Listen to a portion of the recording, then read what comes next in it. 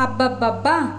సోమవారం నుంచి శనివారం దాకా కూరగాయలు తిని తిని ఇసుకు పుట్టేసిందా? కూరల మీద విరక్తి వచ్చేసిందా?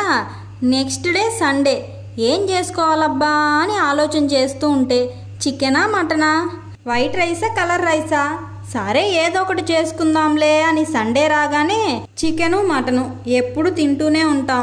అదేవిధంగా బిర్యానీ కూడా చేస్తూనే ఉంటాం. ఎప్పుడు చేసినా బోరు కొట్టదనుకోండి, అది వేరే విషయం. కానీ ఈ సండే కొంచెం స్పెషల్గా చేసుకుందాం అనిపించింది నాకు మా పాపకి. అందుకని ప్రాన్స్తో ఫ్రైడ్ రైస్ చేశాను. చాలా బాగా వచ్చింది. అదేవిధంగా సింపుల్ రెసిపీ కూడా. టేస్ట్ అయితే అదిరిపోయింది. మీరు ఎప్పుడైనా ట్రై చేశారా ప్రాన్స్తో ఫ్రైడ్ రైస్? ఇంకేంటి చూస్తున్నారు? నెక్స్ట్ సండే మీరు కూడా ట్రై చేస్తారా?